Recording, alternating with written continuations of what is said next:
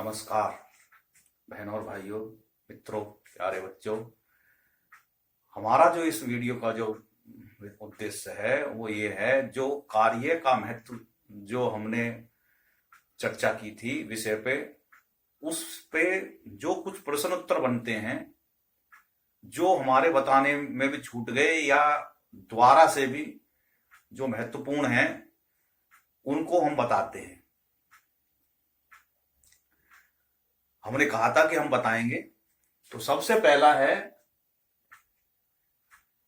आर्थिक गतिविधियां किस प्रकार गैर आर्थिक गतिविधियों से भिन्न होती हैं। जो सबसे महत्वपूर्ण प्रश्न है, क्योंकि विषय ही इन्हीं का ही था कि दो तरह की गतिविधि होती है समाज में, एक तो आर्थिक गतिविधि, एक गैर आर्थिक गतिविधि। इन दोनों में मुख्य भिन्नता क्या होती है, तो देखें।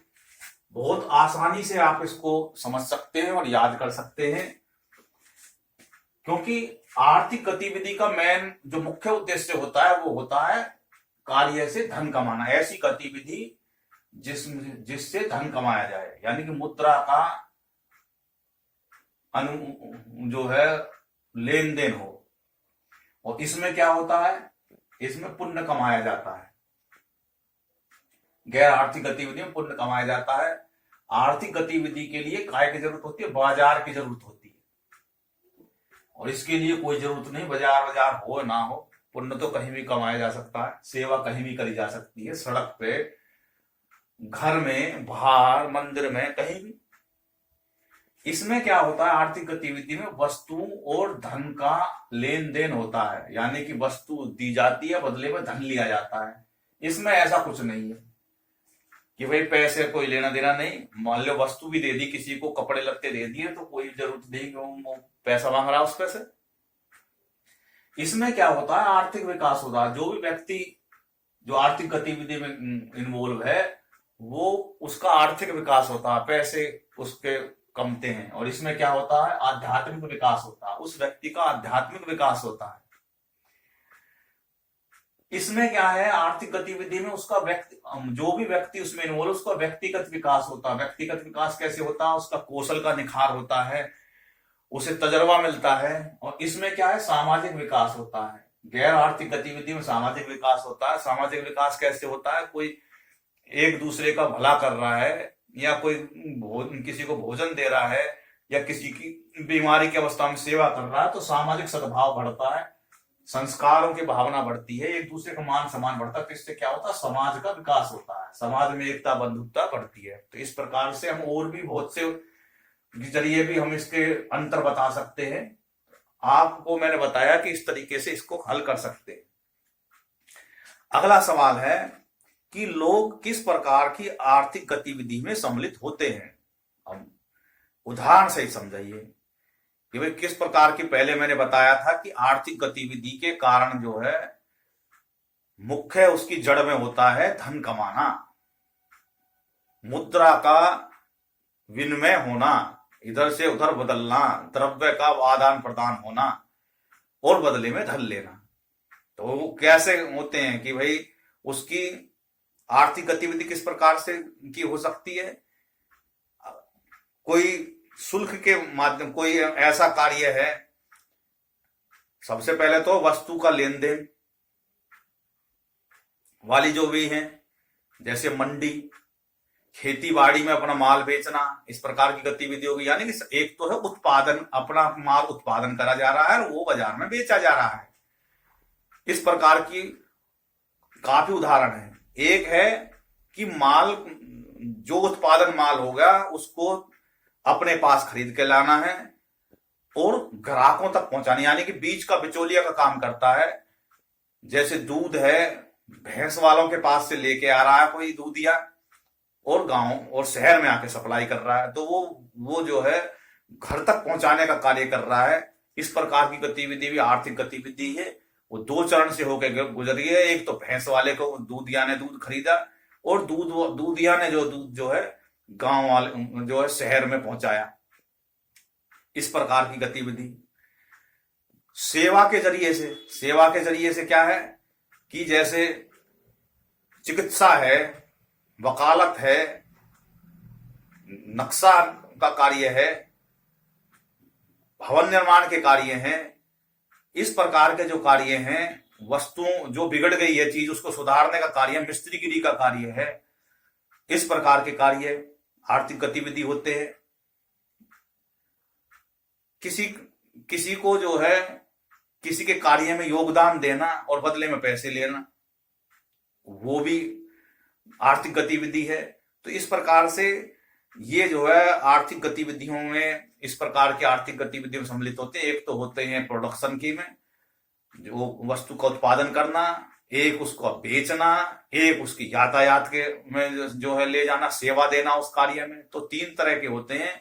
एक तो होता है उत्पादन, और एक होता है उसका प्रसंस्करण, और तीसरा होता है उसका ढुलाई वगैरह, सेवा प्रदान करना। तो इन्हीं के इर्द गिर्द सारी घूमती है। हमने जो अपनी वीडियो बताई थी उसमें काफी विस्तार से और भी समझाया था।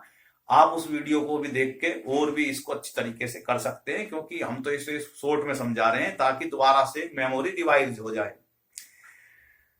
तीसरा है कि सामुदायिक सेवा गतिविधि में लगे लोग अत्यधिक सम्माननीय हैं। इस कथन की टिप्पणी कीजिए। सामुदायिक सेवा का मतलब है समाज की सेवा, समूहों की सेवा, और ये कार्य वाकई में ही एक सम्मानजनक कार्य है।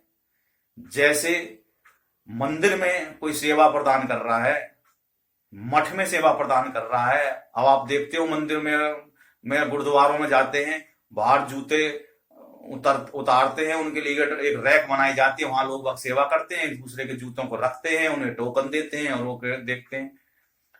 अगर उस दृष्टि में देखा जाए तो बड़ा बेकार किस्म का काम है, लेकिन आप उसको दूसरी भावनाओं से देखें तो भाई वो कितने पुण्य का काम है। भाई किसी के जूतों की रखवाली करना, कोई चोरी ना करके ले जाए, बदले में कुछ नहीं ले रहे हैं, तो उससे क्या है, बड़ा सम्मान का काम है वो। इस तरीके का भंडारा है, उनके झूठे पत्तलों को उठाकर ले जा रहे हैं, वो सामुदायिक कार्य है। उनको भोजन कोई परोस रहा है, कोई साफ सफाई में लगा हुआ है। इससे क्या हो रहा है, जो समुदाय है एक दूसरे के करीब आ रहे हैं और एक दूसरे का मान सम्मान हो रहा है। तो वो भी देखो, यानी कि सामुदायिक कार्य जितने भी होते हैं बड़े सम्मान के कार्य हैं, और उससे समाज में बंधुत्वता बढ़ती है, भाईचारा बढ़ता है, व्यक्तिगत भी जो है विकास होता है, और उसका आध्यात्मिक विकास भी होता है, और देश के भी विकास में भी उसका योगदान होता है। जब समाज एकजुट रहेगा तो देश अपने आप डेवलप करेगा। अगला है विभिन्न आर्थिक गतिविधियों के लिए लोगों को किस प्रकार के पारस्परिक दिया जाता है। यानी कि आर्थिक गतिविधि जो होती है उसमें जो लोग काम करते हैं उनको वेतन किस प्रकार से दिया जाता है। तो हमने इसके विषय में बताया था कि वेतन देने के जो तरीके होते हैं वो एक तो होता है नियमित रूप से। वेतन उसे कहते हैं जो नियोक्ता होता है उसमें जो उसके कर्मचारी होते हैं उनको नियत तय करा हुआ जो वेतन दिया जाता है उसको वेतन कहते हैं। अब वेतन के स्वरूप कई तरह के होते हैं। एक तो होता है नगद, महीने के महीने देना, तय कर लिया भैया तुझे महीने कितने रुपए दूंगा। दूसरा है कार्य के आधार पर, कोई कार्य है उसमें तय कर लिया भाई ये काम है, बता भाई कितने पैसे लेगा। तूने भाई मैं तो दिन के हिसाब से इतनी बैठता है, इतने दिन में होंगे तो इतने रुपए लूंगा, वो दैनिक हो गया। एक हो गया कि भाई उस घंटे के हिसाब से है कि भाई इतने घंटे का काम है और घंटे के हिसाब से पैसे लूंगा मैं, तो वो घंटे के हिसाब से हो गया।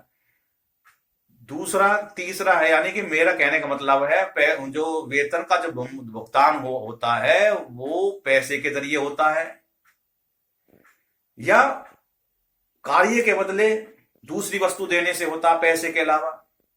जैसे मैंने बताया था कोई खेत में काम कर रहा है तो उसके बदले में उसे अनाज देते हैं, यानी कि एक तो मुद्रा के जरिए से होता है, एक होता है वस्तु के जरिए से, एक दोनों मिश्रित तरीके से कि भाई पैसे भी दे दिए और कुछ सामान भी दे दिया। तो इस प्रकार से होता है, उसका जो है पारिश्रमिक दिया जाता है।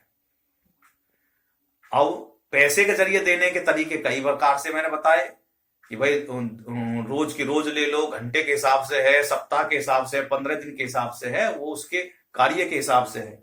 तो इस प्रकार से इस वीडियो में यही मुझे जो मुख्य प्रश्न बन रहे थे वो इसी प्रकार के थे कि भाई वो क्या होता है। एक इसमें टेक्निकल प्रश्न होता है कि जो है मूल्य का संवर्धन। मूल्य संवर्धन क्या है कि जो भी कोई सामान बन रहा है और उसमें जितने भी चरण उसके जाएंगे उसी के हिसाब से उसका मूल्य बढ़ता रहता है। जैसे कोई कच्चा माल लेके आया और उसके बाद में उसने उसको प्रोसेस करा, तो उसके प्रोसेसिंग में जो मेहनत लगी और जो उपकरण खर्च हुए उनका किराया भाड़ा या उसकी श्रम जो लगा, कच्चे माल में भी दोनों जोड़ दिया, फिर मुनाफा जोड़ दिया और तैयार माल हो गया। फिर तैयार माल को कोई खरीद के ले जा रहा है, थोक विक्रेता, तो उसकी जो माल ढुलाई में और उसके जो है उसके सामान को उतारने में जो मजदूरी लगी वो भी उसमें जुड़ जाती है। तो इस प्रकार से किसी चीज की जो वस्तु की कीमत इस प्रकार से बढ़ती चली जाती है, उसको मूल्य संवर्धन कहते हैं। तो इस वीडियो में बस इतना ही।